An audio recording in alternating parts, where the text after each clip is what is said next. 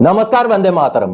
दोस्तों, स्वागत है आप सबका सैनिक पाठशाला में। 11 फरवरी 2026 को भारत के रक्षा मंत्री जी ने एक ऐसा फैसला लिया है दोस्तों, जिस फैसले से आने वाले समय में 8वें पे कमीशन में डबल से लेकर के ट्रिपल तक का फायदा हमें मिल सकता है। जी हां दोस्तों, बड़ी बात है, बड़ा आदेश है। इसके बारे में आगे समझेंगे। इसके साथ ही साथ दोस्तों, आज पूरे भारत भर में एक दिन का स्ट्राइक था। आखिर इस स्ट्राइक का क्या असर रहा, क्योंकि इस स्ट्राइक में बहुत सारी मांगे थी, जिसमें 8वें पे कमीशन के टीओआर को बदलने से लेकर के 18 महीने का डीएडीआर के भुगतान से लेकर के 50% डीए को मर्ज करने से लेकर के अंतरिम राहत 20% देने से लेकर के बहुत सारी ऐसी मांगों को लेकर आज का स्ट्राइक था। आखिर ये स्ट्राइक कामयाब रहा या नहीं रहा, इसके बारे में भी बात करेंगे दोस्तों। इसके साथ ही साथ दोस्तों, अभी गांव बसा नहीं और भिखारी आ गए, हूबहू ऐसी बात है। 8वां पे कमीशन तो केवल अभी काम करना शुरू ही कर रहा है। आपका 8वां पे कमीशन का पैसा कहीं आपके अकाउंट से ना निकल जाए, इसके बारे में आगे बात करेंगे दोस्तों। इसके साथ ही साथ आपको सही जानकारी रख के ही निवेश करना है, नहीं तो आपके खाते से पैसे उड़नछू हो जाएंगे। खास करके पूर्व सैनिक, फैमिली पेंशनर्स और पुराने जो उम्र दराज वाले पेंशनर्स हैं, उनके लिए है ये जानकारी। सटीक जानकारी रखें तभी आगे बढ़ें। आगे इसकी भी जानकारी आपको दूंगा दोस्तों। तो चलिए आगे बढ़ेंगे आज के इस वीडियो में इन्हीं विषयों को लेके। आगे बढ़ने से पहले हमेशा की तरह मेरा आप सबसे आग्रह है, अगर सैनिक पाठशाला चैनल का वीडियो आप पहली बार देख रहे हैं या अभी तक चैनल को सब्सक्राइब नहीं किया है, तो चैनल के साथ जुड़े रहने के लिए, इसका हिस्सा बने रहने के लिए और आपसे जुड़ी हुई भरोसेमंद ऑथेंटिक जानकारी आप पाते रहने के लिए चैनल को सब्सक्राइब जरूर करें। क्योंकि ये सामने के आंकड़े देखिए दोस्तों, अभी भी बहुत सारे ऐसे व्यूअर्स हैं जो चैनल को सब्सक्राइब नहीं किया हुआ है लेकिन वीडियोस देखते हैं, तो उनको आने वाले समय में कहीं वीडियोस के नोटिफिकेशन ही ना मिले। इसीलिए आपने भी अभी तक अगर चैनल को सब्सक्राइब नहीं किया है तो चैनल को जरूर सब्सक्राइब करें। और अगर आप पेंशन से जुड़ी हुई समस्याएं मेरे साथ साझा करना चाहते हैं तो चैनल को ज्वाइन करें। आपको व्हाट्सएप नंबर मिलेगा, फिर आप अपना पेंशन से जुड़ी हुई समस्याएं मेरे साथ साझा कर सकते हैं। चैनल को ज्वाइन करना कंप्लीटली आपके विलिंगनेस के ऊपर है। चलिए अब दोस्तों आगे बढ़ते हैं। जैसे आप सामने देख पा रहे दोस्तों, सबसे पहली जानकारी, रक्षा मंत्री जी की एक ऐसी घोषणा जो 8 सीपीसी में 2 से 3 गुना तक फायदा दिला सकती है कर्मचारियों और पेंशनर्स को। गुड न्यूज है, गुड डिसीजन है। जी हां दोस्तों, ये बहुत बड़ा डिसीजन है, ये अच्छा डिसीजन है, क्योंकि इसका असर, जिस डिसीजन की मैं बात कर रहा हूं, इसका असर 8वें पे कमीशन में भी होगा। जी हां दोस्तों, सबसे पहले तो रक्षा मंत्री जी ने क्या ऐलान किया, उसका जो प्रेस नोट रक्षा मंत्रालय की तरफ से जारी किया गया है उसको देखते हैं। दोस्तों चलिए सबसे पहले समझते हैं कि आखिर रक्षा मंत्री जी ने इतना बड़ा क्या ऐलान कर दिया जो आने वाले समय में 8वें पे कमीशन में भी फायदा दिला सकता है। और केवल छोटा मोटा फायदा नहीं, बल्कि 2 गुना 3 गुने तक का फायदा मिला सकता है, जो आगे मैं आपको समझाऊंगा।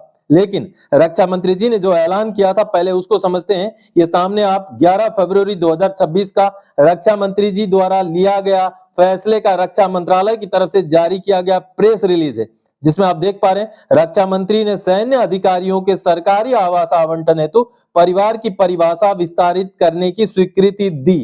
ये बहुत बड़ी बात है दोस्तों। ये मुद्दा जुड़ा हुआ है सरकारी आवास आवंटन को लेकर के, लेकिन ये कैसे 8वें पे कमीशन के साथ जुड़ जाता है वो आगे समझाऊंगा। लेकिन डिसीजन क्या लिया गया रक्षा मंत्रालय की तरफ से वो पहले समझिए। रक्षा मंत्री श्री राजनाथ सिंह ने सैन्य अधिकारियों के सरकारी आवास आवंटन में परिवार की परिभाषा विस्तारित करने की स्वीकृति दे दी है।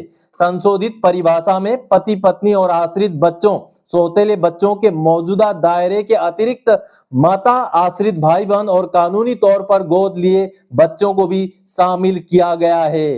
ये किस लिहाज से बड़ी बात है वो आगे समझने को आपको मिलेगा दोस्तों। विस्तारित परिभाषा से सभी सैन्य अधिकारियों के लाभान्वित होने की संभावना है जिनमें अपने माता पिता के साथ रहने वाली अविवाहित महिला अधिकारी भी शामिल हैं। अब देखिए, यह निर्णय माता पिता और वरिष्ठ नागरिकों के भरण पोषण एवं कल्याण अधिनियम 2007 को ध्यान में रखते हुए लिया गया है। अब ये लाइन बहुत महत्वपूर्ण है, क्योंकि ऐसा कानून है, माता पिता का भरण पोषण वाला जो है 2007 का एक कानून है, और उसी कानून को मद्देनजर रखते हुए ये निर्णय लिया गया है जो पारिवारिक दायित्वों और देखभाल व्यवस्था के बदलते स्वरूप को मान्यता देता है। यह वरिष्ठ नागरिकों के कल्याण, पारिवारिक खुशहाली और सामाजिक एवं अंतर पीढ़ीगत संबंधों को सुदृढ़ करने की सरकार की प्रतिबद्धता को रेखांकित करती है। फैमिली यूनिट में बढ़ोतरी कर दी गई है आवास आवंटन के लिए।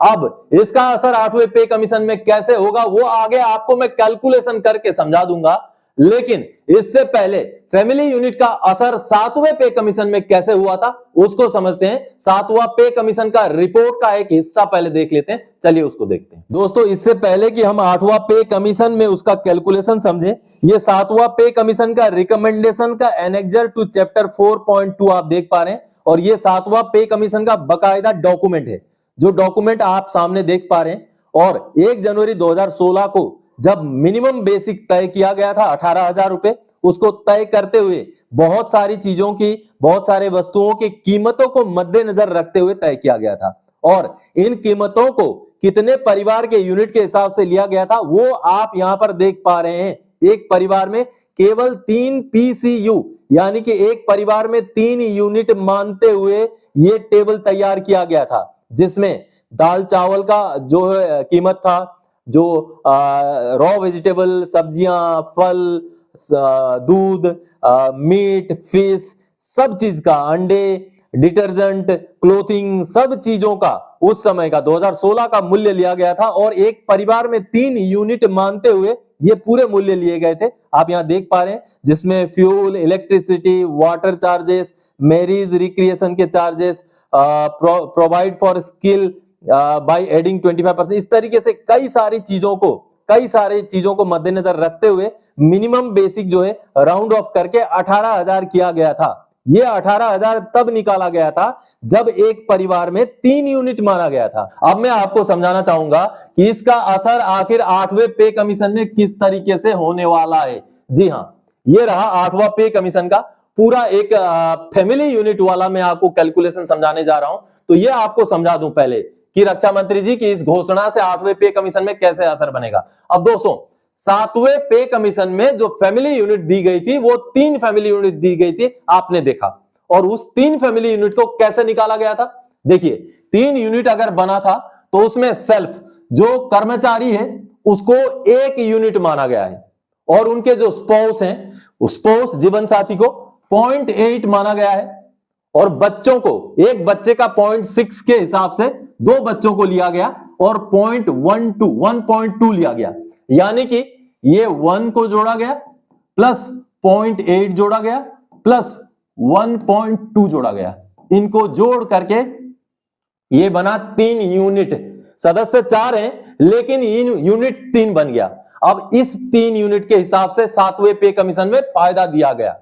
अब इसका असर जैसे फैमिली यूनिट बढ़ जाएगा, जैसे आपने प्रेस रिलीज देखा, रक्षा मंत्रालय ने आवास आवंटन के लिए माता पिता को परिवार का हिस्सा माना। अब ऐसा तो नहीं बोल सकते कि आवास के लिए हम आपको हिस्सा मान देते हैं लेकिन बाकी फायदों के लिए आपके माता पिता परिवार का हिस्सा नहीं है, ऐसा कोई बोल सकता है? ऐसा नहीं बोलना चाहिए। तो जब आवास के लिए आपने माता पिता को इंक्लूड कर दिया तो अब 8वें पे कमीशन में माता पिता को फैमिली का हिस्सा मानते हुए फैमिली यूनिट में इंक्लूड किया जाए। अगर यह इंक्लूड किया गया तो किस तरीके से होगा अब समझिए। अब देखिए प्रोपोज्ड फैमिली यूनिट, अब ये माता पिता को इंक्लूड करने से किस तरीके से फैमिली यूनिट में बढ़ोतरी होगी।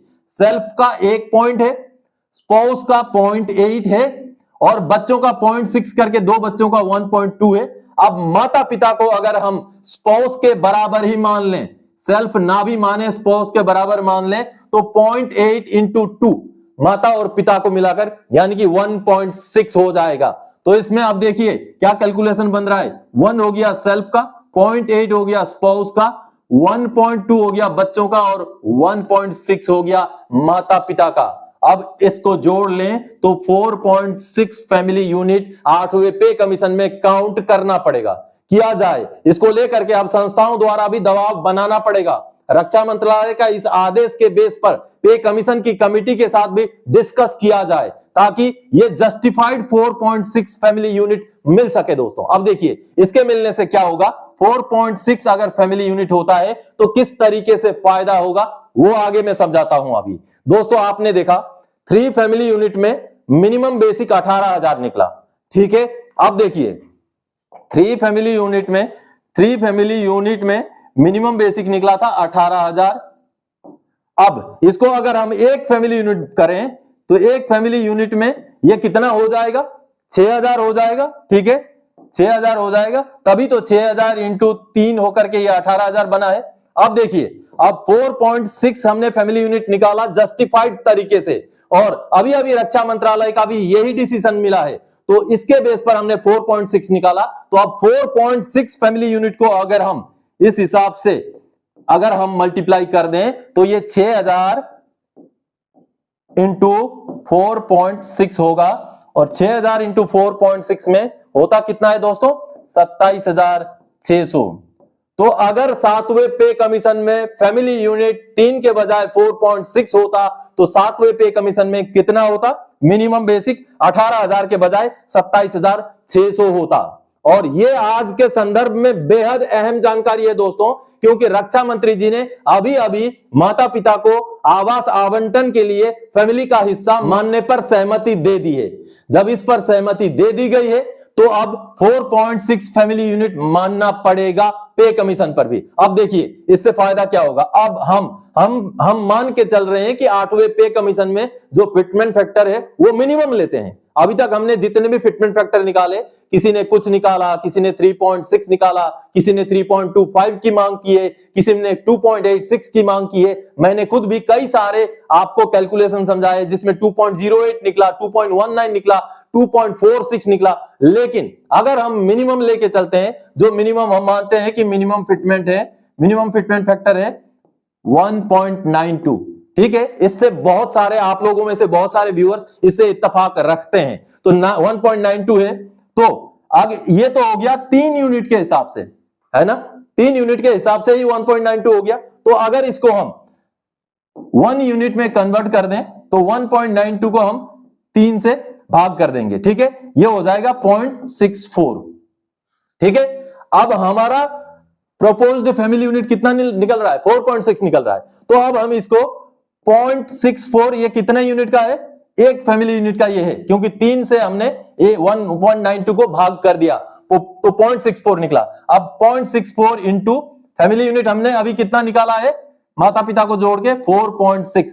तो अब ये कितना बनेगा पता है आपको, ये कितना बनेगा, 2.94 बन रहा है फिटमेंट फैक्टर। तो देखिए अगर minimum fitment factor 3 family unit के हिसाब से 1.92 बनता है, तो वही minimum fitment factor 4.6 family unit के हिसाब से कितना बन रहा है, 2.94, 2.94। ये बहुत बड़ा उछाल है, देख रहे हैं आप, मैं क्यों बोल रहा था 2 से 3 गुना तक का फायदा। जी हां, अब ये चूंकि रक्षा मंत्रालय ने एक चीज पर लागू किया है तो बाकी चीजों पर लागू सरकार करे, अगर ना करे तो हमारी संस्थाओं द्वारा इसकी मांग सामने जोर शोर तरीके से रखी जाए और 8वें पे कमीशन के सामने यह जस्टिफिकेशन दिया जाना बेहद जरूरी है दोस्तों। चलिए अब आगे बढ़ते हैं अगली जानकारियों की ओर। देखिए दूसरी जानकारी, 8वें वेतन आयोग के नाम पर हो रही है ठगी, जानकारी ही बचाव का एकमात्र रास्ता है। जी हां, किस तरीके की ठगी हो रही है, चलिए एक रिपोर्ट देखते हैं। दोस्तों ये जो खबर आप देख पा रहे हैं ये बेहद अहम खबर है, जो आने वाले 2-3 साल तक के लिए इस खबर के ऊपर आपका ध्यान होना बहुत जरूरी है। इंदौर से दैनिक भास्कर में छापी गई खबर है, 10 फरवरी 2026 की खबर है। और जैसे मैंने पहले आपको बताया कि गांव बसा नहीं और भिखारी आ गए। जी हां, अब समझिए मसला क्या है, नए तरीके से ठगी हो रही है। समय रहते मामला पकड़ में आ गया तो राशि निकाल नहीं सके, इसी तरीके से आपके साथ भी हो सकता है, इसीलिए इस मामले को समझ लीजिए। 8वां वेतन आयोग के नाम से मैसेज भेज ठगी शुरू हो गई है, 20 कर्मचारियों के मोबाइल हैक हो गए हैं। जी हां, आप देखिए मामला क्या है, क्रिकेट मैच के टिकट और शादी की पत्रिकाओं के नाम पर ठगी के बाद अब साइबर ठगों ने 8वें वेतन आयोग को हथियार बनाया है। बदमाश सरकारी कर्मचारियों को 8वें वेतन आयोग से जुड़ी जानकारी देने का झांसा देकर उनके मोबाइल में एपीके फाइल भेज रहे हैं। जैसे ही लोग फाइल डाउनलोड कर उसे खोलते हैं, मोबाइल हैक हो जाता है और उनके खाते से राशि निकल जाती है। दोस्तों देखिए कितनी बड़ी बात है, ये पूरा जो रिपोर्ट है आप पढ़ लीजिएगा, आप वीडियो को यहीं पर पॉज करके पढ़ लीजिएगा। लेकिन मसला ये है कि आपको 8वें पे कमीशन से जुड़ी हुई कोई भी जानकारी व्हाट्सएप में या मैसेज के जरिए कोई एपीके फाइल या कोई लिंक अगर भेजे तो अनजान लोगों से भेजे हुए लिंक को ना क्लिक करें। अगर 8वें पे कमीशन के नाम पर एपीके फाइल आया है तो अगर आपके परिचित किसी ने भेजा है तब भी उसको ना खोलें, सावधान रहें। आपको अगर मोबाइल में इस तरीके की चीजें आती हैं तो उनसे बच के रहें। चलिए अगली जानकारी दोस्तों, ट्रेड यूनियन के भारत बंद का मिला जुला असर देखने को मिला, मगर एक स्ट्रॉन्ग मैसेज गया है सरकार को। जी हां, ट्रेड यूनियंस ने confederation of central government employees and workers की तरफ से या उनके एसोसिएटेड जितने भी संस्थाएं हैं उनकी तरफ से आज यानी 12 फरवरी को भारत भर का एक दिन का स्ट्राइक बुलाया गया था, जिसका मिला जुला असर देखने को मिला। बहुत सारे मीडिया ने भी इसको कवर किया है, बहुत सारे बड़े बड़े मीडिया ने भी, economic times, times of India जैसे बड़े बड़े मीडिया हाउसेस ने भी इस एक दिन के स्ट्राइक को कवर किया है दोस्तों। इसका बेशक आपके सामने असर ना दिखा हो, कहीं चक्का जाम या ऐसा कुछ ना दिखा हो, हालांकि बहुत जगह पर ऐसा भी हुआ है, तो आपको बेशक ना दिखा हो, लेकिन इसका एक सबसे बड़ा जो पॉजिटिव पॉइंट क्या है पता है? इसका सबसे बड़ा पॉजिटिव पॉइंट है कि इससे एक बहुत कड़ा और बहुत बड़ा संदेश गया है। जी हां, संदेश गया है कि जो वर्कर्स हैं, जो कर्मचारी हैं, उनकी मांगे हैं। बेशक ये कामयाब होगा नहीं होगा वो बात की बात है, लेकिन मैसेज देने में ये स्ट्राइक, ये प्रदर्शन कामयाब रहा। चलिए अब अगली जानकारी दोस्तों, पूर्व सैनिक गलत जानकारी और गलत बहकावे में न आए, अपनी गाड़ी कमाई को गलत गाइडेंस में लगाकर न घुमा दें। जी हां, ऐसा देखा गया है कि पूर्व सैनिकों को भी गलत गाइडेंस दिया जाता है। पुराने पेंशनर्स, वृद्ध पेंशनर्स या फैमिली पेंशनर्स या उनके बच्चे भी इस तरीके के गाइडलाइंस में ना आए कि आप कहीं ये सोचें कि 1 महीने में पैसा डबल हो जाएगा, 3 महीने में डबल हो जाएगा, साल भर में डबल हो जाएगा, इस चक्कर में आप क्रिप्टो करेंसी में पैसा लगा दें, कहीं ऐरे गहरे एप्लीकेशन के थ्रू से पैसा लगा दें तो आपको नुकसान होगा। ये सारी चीजें केवल शातिर लोगों के लिए है, जानकार लोगों के लिए है, ट्रेंड लोगों के लिए है। आप अगर अनट्रेंड हैं तो छोटी मोटी जानकारी, आधी अधूरी जानकारी से in crypto currency, share market जैसे फंदों में ना पड़े दोस्तों। चलिए इसको लेकर के एक खबर आई है, एक रिपोर्ट आई है, उसको देखते हैं। अब टाइम्स ऑफ इंडिया की 8 फरवरी 2026 की ये खबर देखिए, Indian air force veteran duped of 23 lakh in crypto fraud. ये अंग्रेजी में है, चलिए मैं आपको इसी का हिंदी में समझाता हूं। आपको भी बिल्कुल होशियार रहना है, आप गलत गाइडेंस में नहीं पड़ना है। आपको कोई समझाता है, कहीं वीडियो में भी बताता है, आप सोशल मीडिया में जुड़े हुए हैं, कोई बोलता है कि क्रिप्टो कर लो, 10 दिन में इतना हो जाएगा, क्रिप्टो कर लो 2 महीने में डबल हो जाएगा, ऐसा कुछ नहीं होने वाला है। होगा, वो जो बहुत जानकार, बहुत शातिर है वो करते भी हैं, लेकिन हम पूर्व सैनिक, हम पेंशनर्स ऐसे नहीं है, इतने शातिर नहीं है, इसलिए सावधान रहें। अब हुआ क्या है आप देखिए, टाइम्स ऑफ इंडिया की 8 फरवरी की रिपोर्ट है ये, भारतीय वायुसेना के पूर्व सैनिक क्रिप्टो धोखाधड़ी में $23 लाख के ठगे गए। जी हां, अब देखिए लखनऊ की यह खबर है, एक वायुसेना के पूर्व सैनिक को कथित तौर पर क्रिप्टो करेंसी आधारित साइबर धोखाधड़ी में 22.75 लाख रुपए से अधिक का चूना लगाया गया। इस धोखाधड़ी में उनके बैंक खाते और यूपीआई से जुड़े वॉलेट से कई अनाधिकृत लेनदेन किए गए हैं।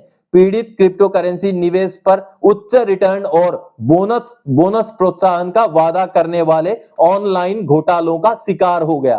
तो आप सबने देखा दोस्तों, जानकार बने, सावधान बने, इन चीजों में जानकारी रखने के बाद ही आगे बढ़े। तो दोस्तों आज के इस वीडियो में इन्हीं महत्वपूर्ण जानकारियों के साथ आया था। आगे और कोई जानकारीदायक आपसे सरोकार रखने वाला विषय लेकर मैं फिर से हाजिर हो जाऊंगा। तब तक के लिए जय हिंद दोस्तों।